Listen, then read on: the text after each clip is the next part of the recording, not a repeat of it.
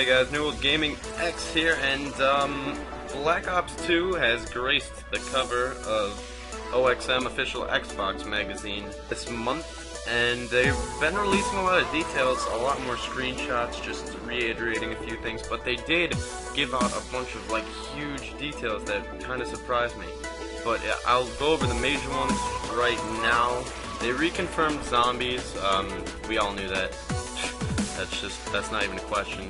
Multiplayer. Okay, so basically, the only big thing that they said about multiplayer is that they're redoing a bunch of the graphics and lighting engines. And you may be like, ooh, pretty lights, that's Infinity Ward, yeah, nigga. But this just looks beautiful. If you see this screenshot, it's actually really beautiful. Also for multiplayer, they included multiplayer only maps. They did this in the first Black Ops, Nuketown, Radiation. Most of their maps were crafted just for multiplayer.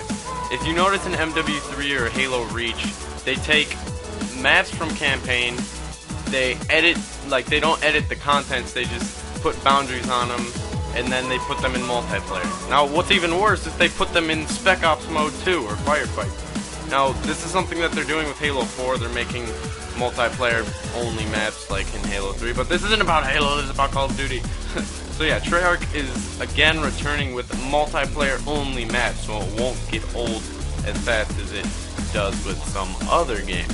So yeah, you can expect a better experience. I just punched my laptop. Continuing.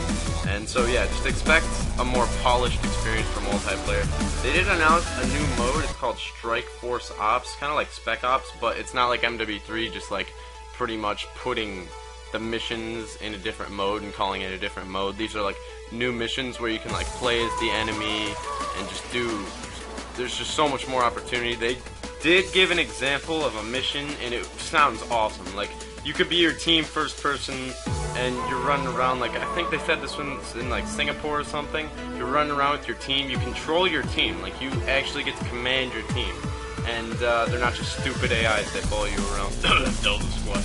But yeah, so you actually control your team, and you could actually switch into like a bird's eye view and command your team from there, and command all your drones and stuff. And it just sounded epic. It's like such an epic mode, and it's really something Call of Duty should have. And I'm really interested to see what to expect. Probably like a trailer, a couple interviews with that later.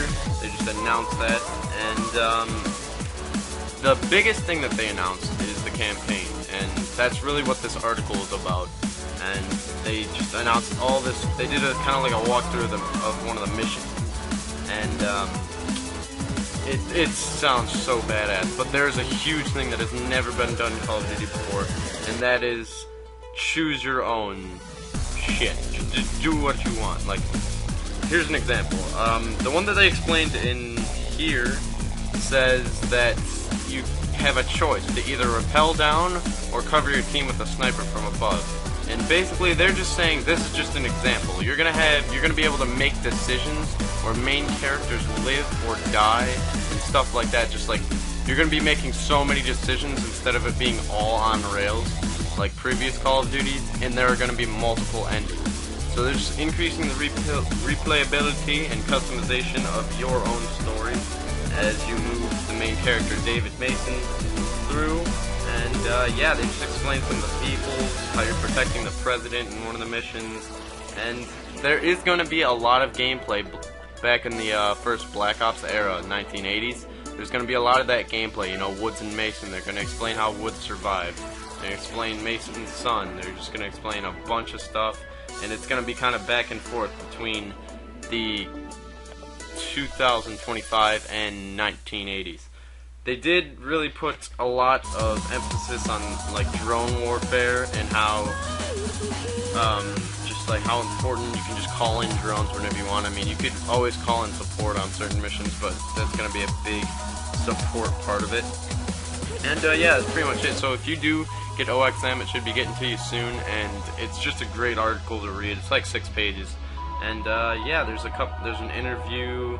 They explain a lot of stuff, so I'm just bringing you this update. I will bring them as they come to me, and yeah, so other than that, have a good day.